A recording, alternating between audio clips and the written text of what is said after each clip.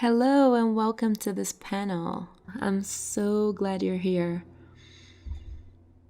Okay, so before we start, make sure you are in an open-minded state. Creative people usually are open-minded, open-hearted people. We need that openness in order to receive and perceive the world around us in a way that works as fuel to our creativity. Alright, so let me introduce myself. My name is Danielle Pioli. I'm an artist, illustrator, and certified hypnotherapist from and based in São Paulo, Brazil.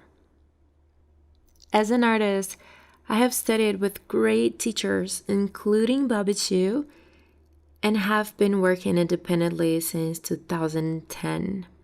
Last year, I exhibited at Lightbox Expo in person, and it was such an amazing experience that I really wanted to join this year in this online edition. I've always been interested in the mind, so when I stumbled upon Grace Smith on Periscope back in 2015, I think, I decided that I wanted to study with her, and last year, 2019, I have graduated from her hypnotherapy school, which is based in Vero Beach, Florida. And my intention with, as a hypnotherapist is to help creatives and artists heal their relationship with their creativity, building a healthier, stronger, more joyful career and life. So I have created a mentorship program called Mind Garden Mentorship Program. You can learn more about it on my website. All right, enough about me. So let's get started. Let's begin owning our creativity.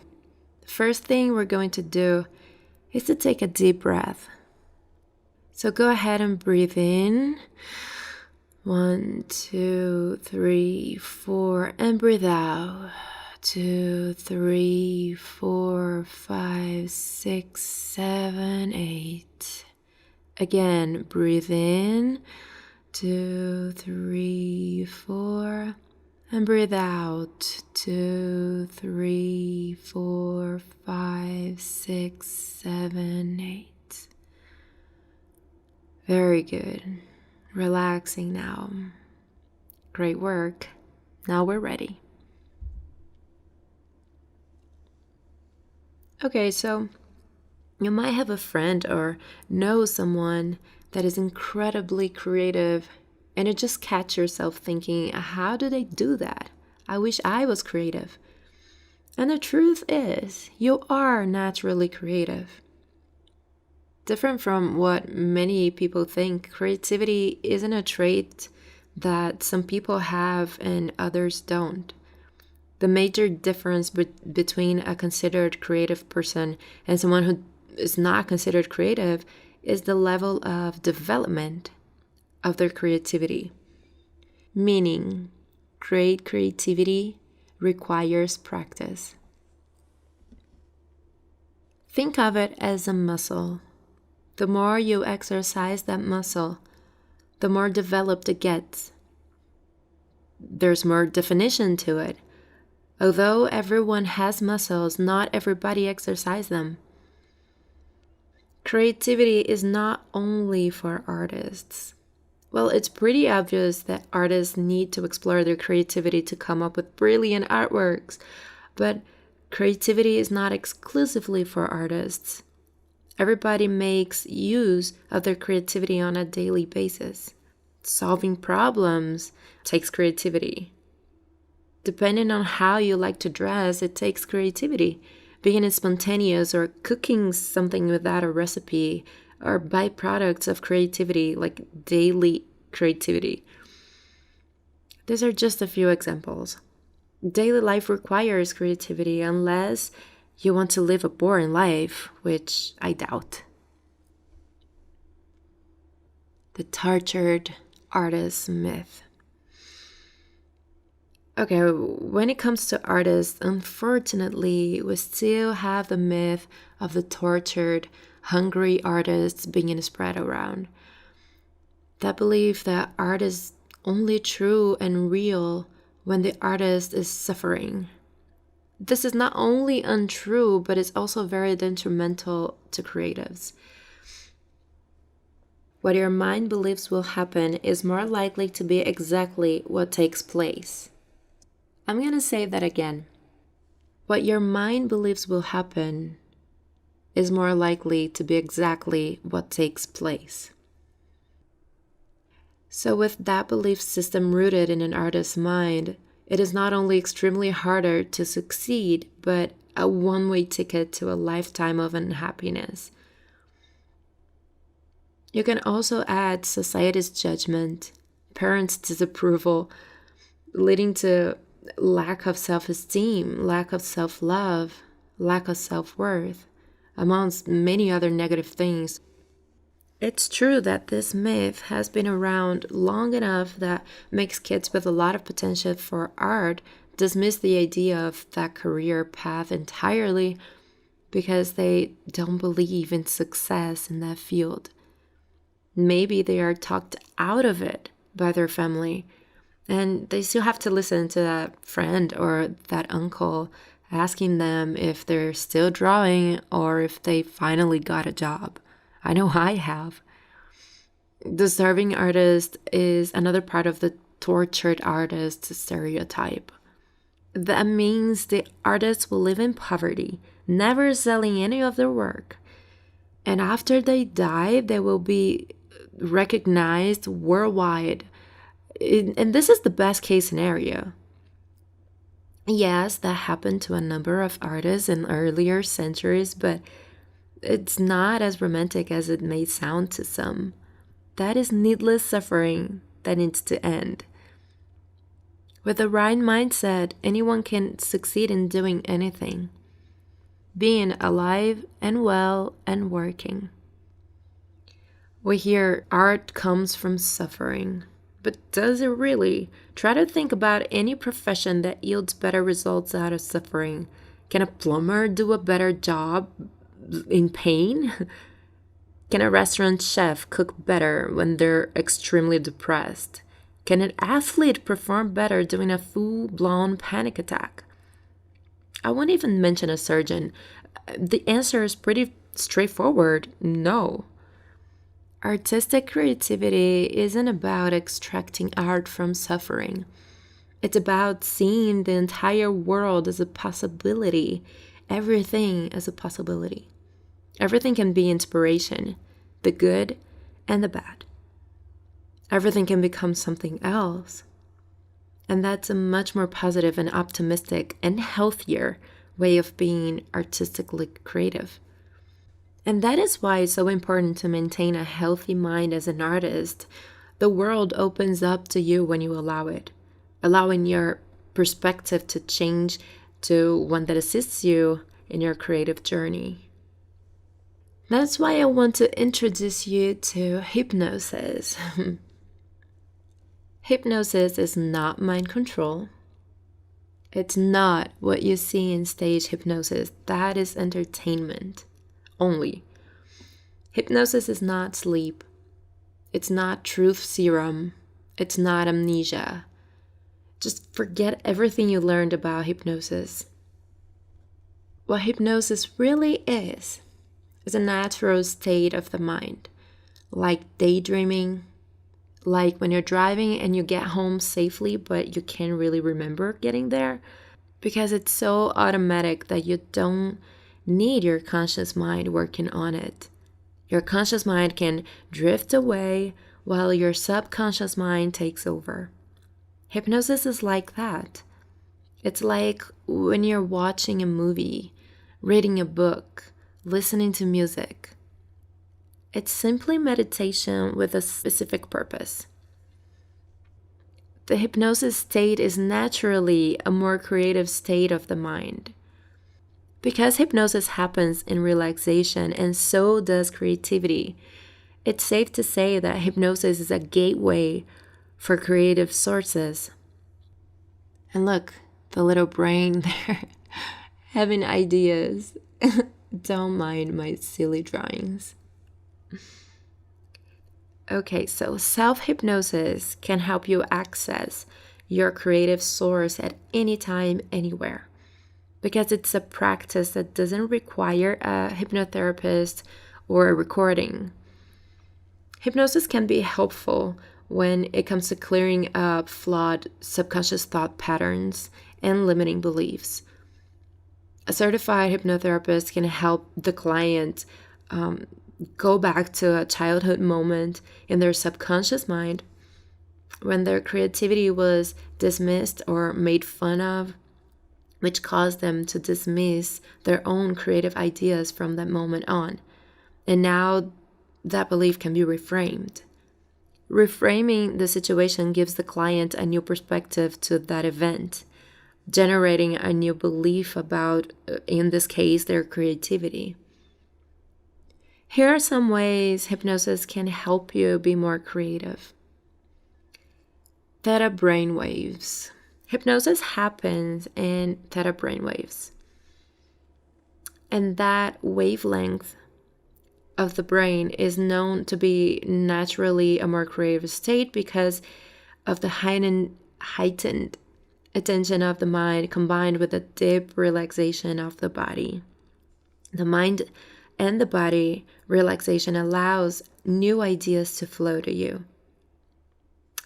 Have you ever caught yourself having ideas when you're in the shower or about to fall asleep?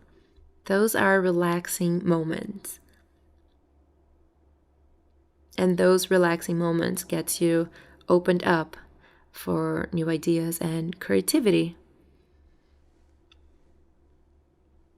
Balancing out the feminine and masculine sides of creativity. The feminine energy of creativity is the downtime. It's the watching, the reading, the listening, the absorbing. The downtime is so important for creativity because that's the incubation period. It is in that incubation period that the aha moment occurs. That's the illumination. The masculine energy of creativity is the doing. After the illumination, the aha moment, it's time for doing, taking action. So balancing both energies is so important for a creative person, artistic or not, to come up with ideas and solutions and actually acting on them.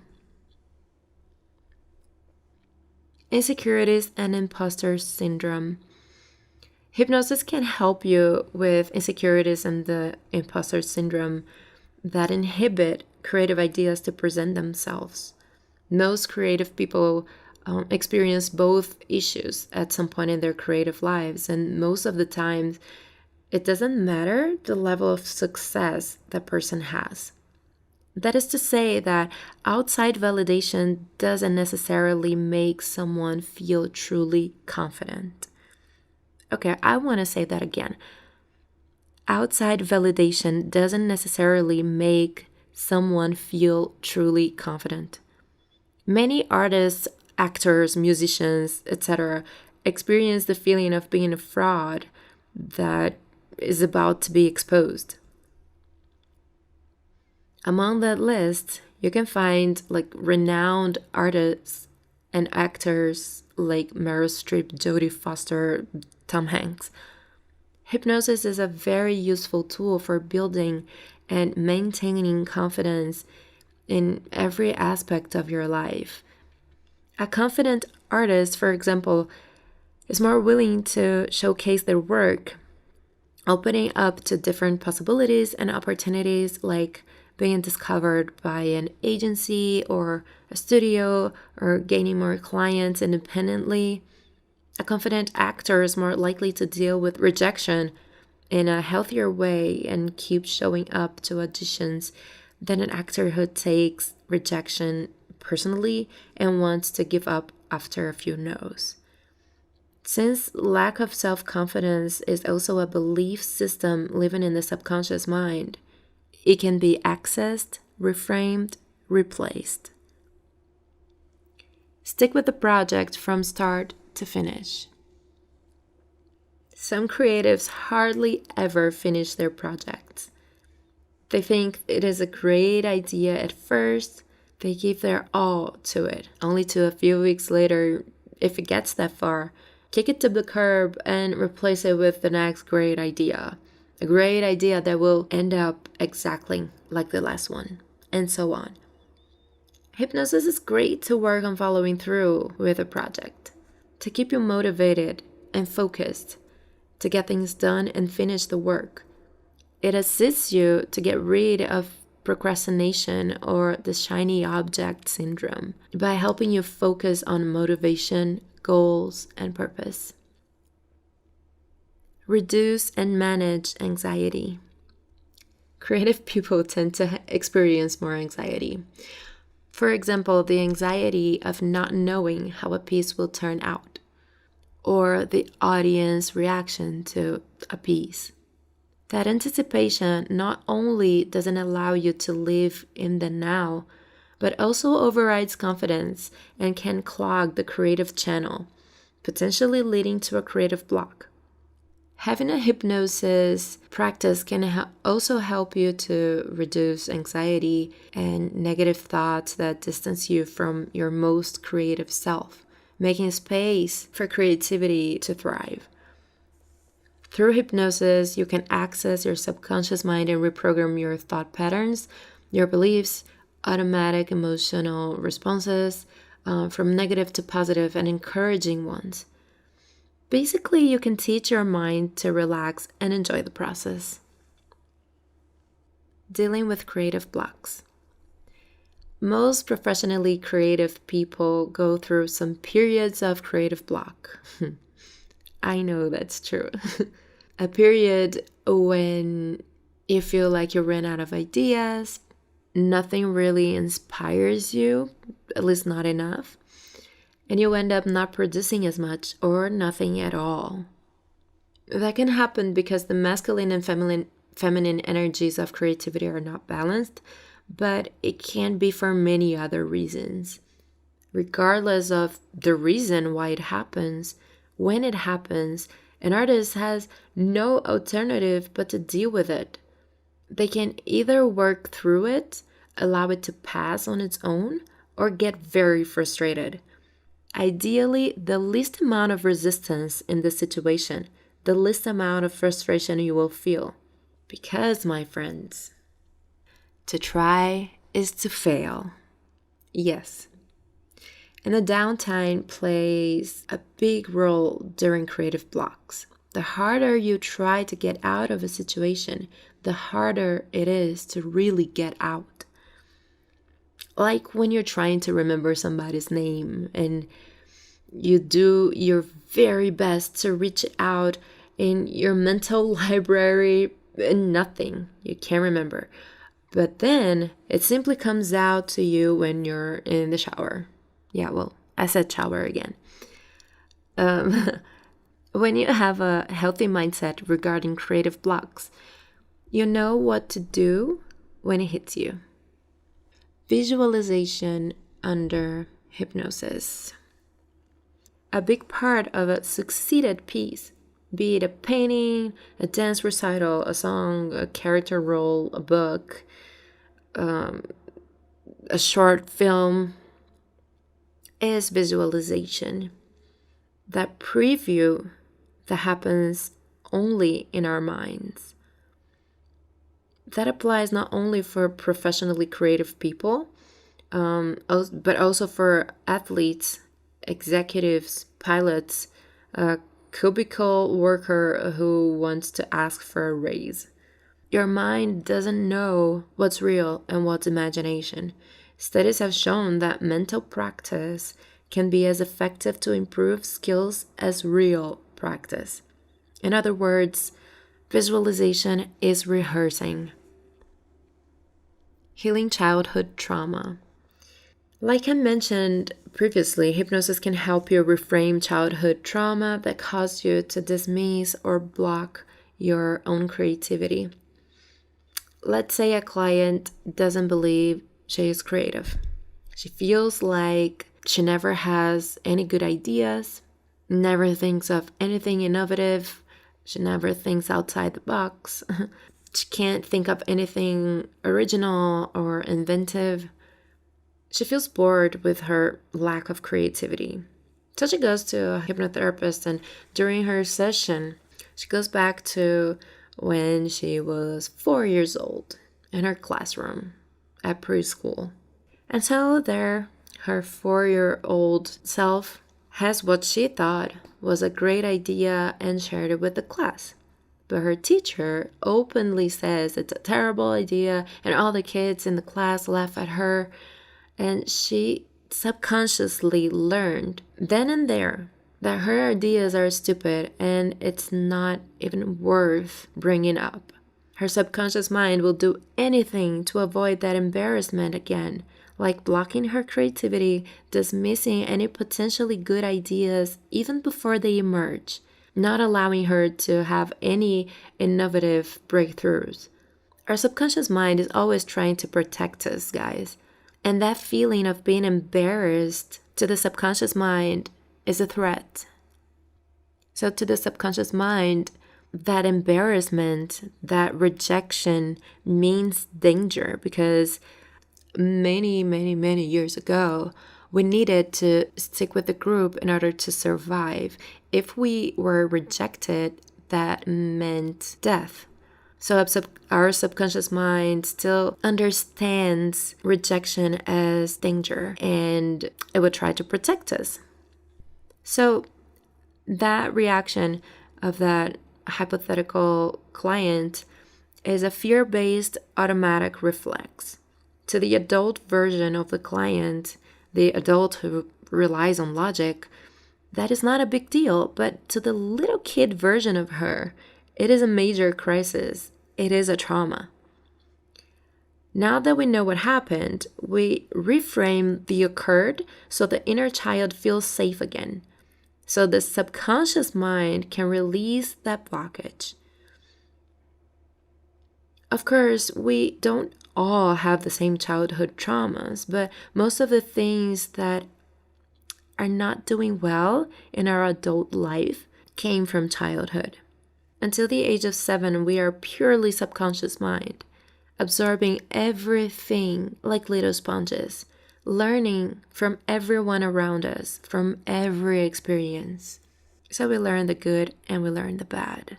And we learn things as 7-year-olds or younger.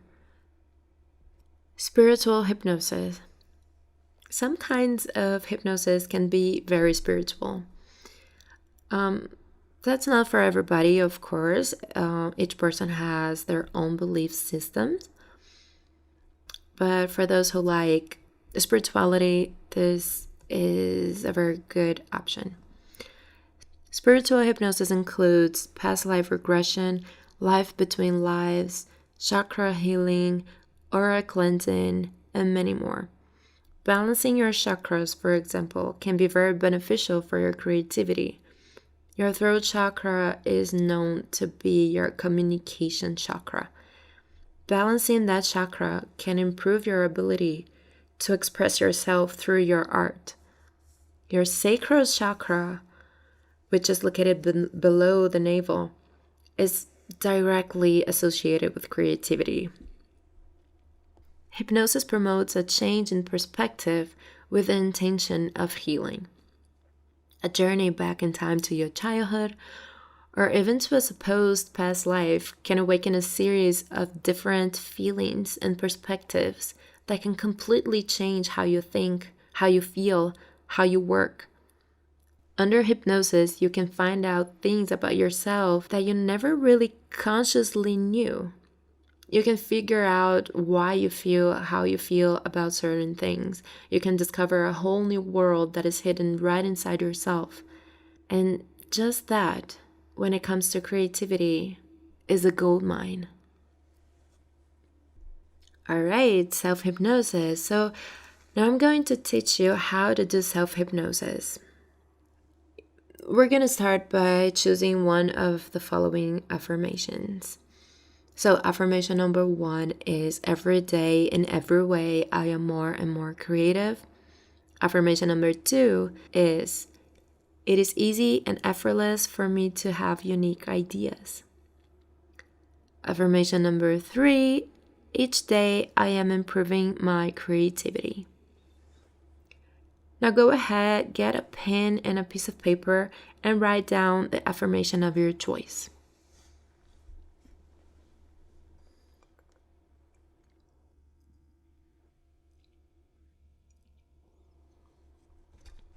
All right, ready? Okay, so begin by reading your affirmation at an upward angle until you have it memorized. So your head is gonna be straight, but you're gonna lift your hand with your affirmation. So you're gonna bring your affirmation up like where the ceiling meets your wall. And your eyes will be rolling up, but your head is gonna be straight. So that is to get your eyes tired. So you go ahead and read your affirmation in that upward angle until you have it memorized.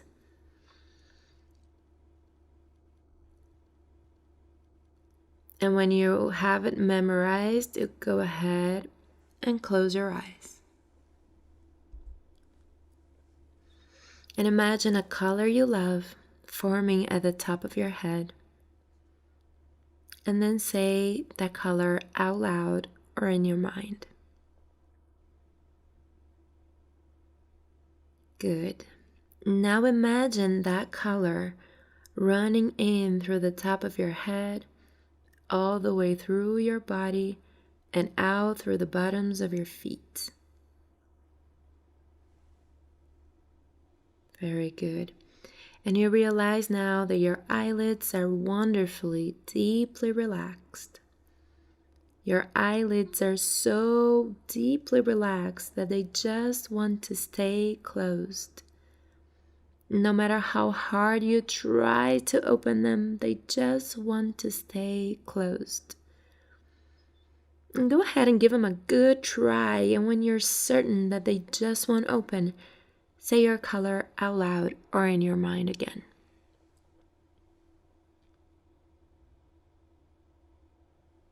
Good.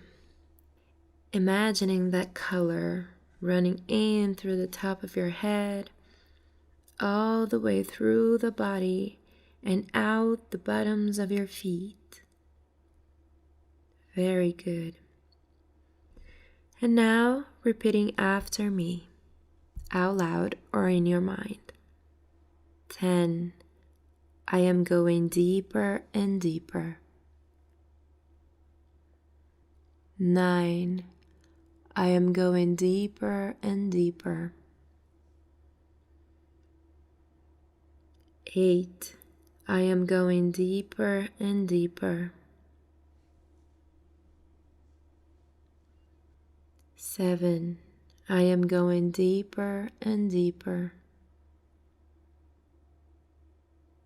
6. I am going deeper and deeper. 5. I am going deeper and deeper. 4. I am going deeper and deeper.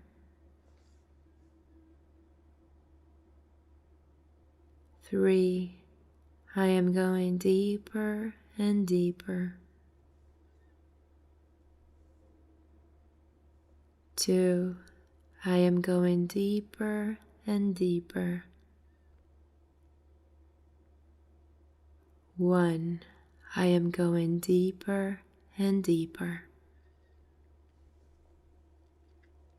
Good. Now saying your color again as it runs in through the top of your head, all the way through the body and out the bottoms of your feet. Very good. And now you're going to say a very powerful and very true statement. And that statement will take you even deeper. Repeating after me. I am safe. I am calm. I choose to be here. I am safe. I am calm. I choose to be here.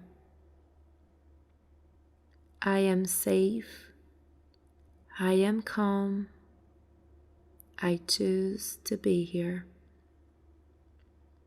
Very good. Now imagining that color flowing through you as you say that color out loud or in your mind. Awesome work. Now you will repeat your affirmation 21 times in your mind, silently, as I'm silent.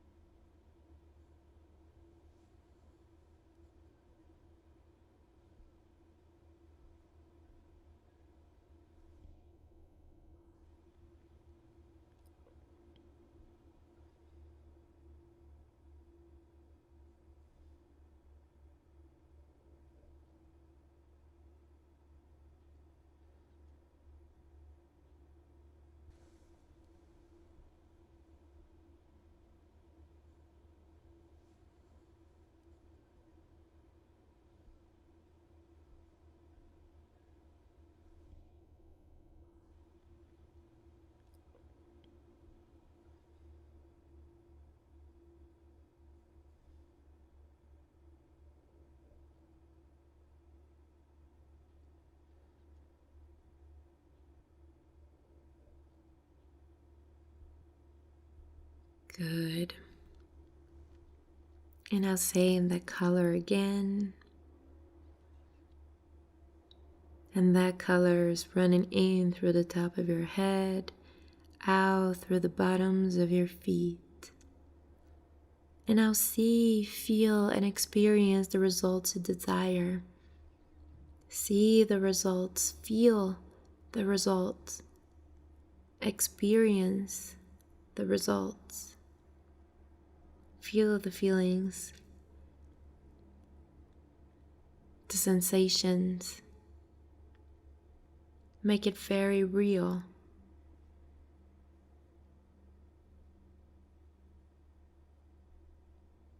Live it as if it was happening right now in the present moment. And do this as I'm silent.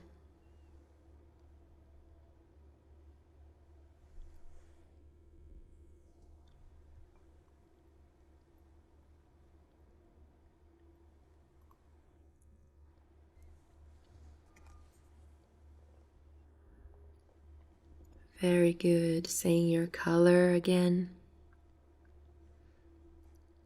That's right. Running in through the top of your head, out through the bottoms of your feet, sealing in all the wonderful transformations you just experienced. And when you're ready, with a smile on your lips, open your eyes. Very good.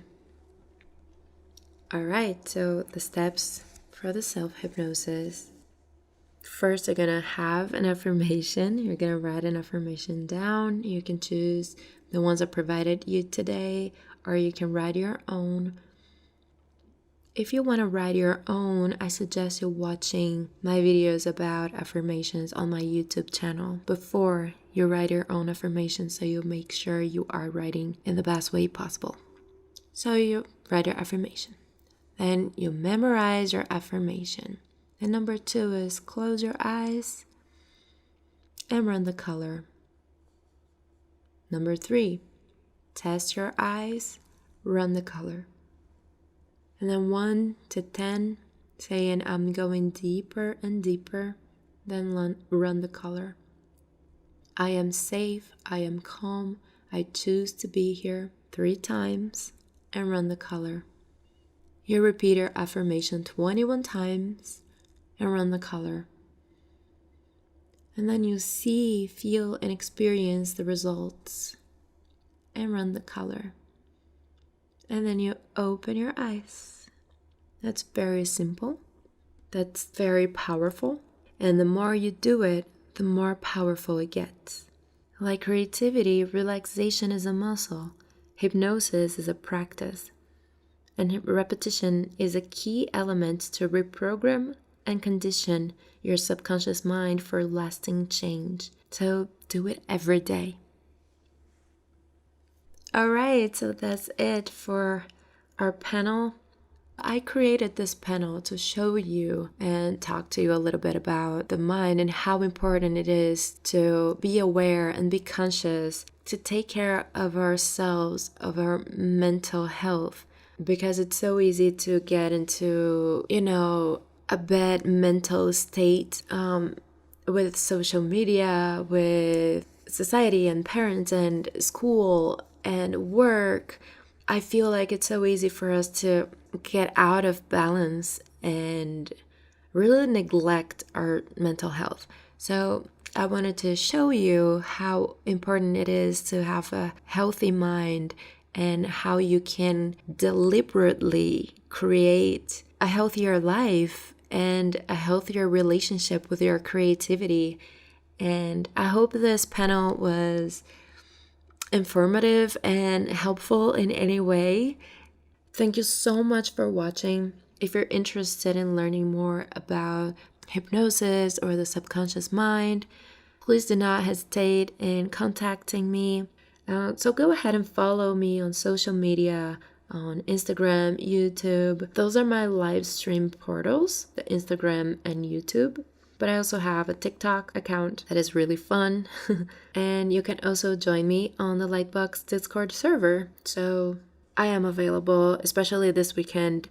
Make sure to check all those links. They're not really links, but so take a screenshot, I guess. So any questions, feel free to contact me. And have a great time on Lightbox Expo. Much love to you, and I'll see you soon. Bye-bye.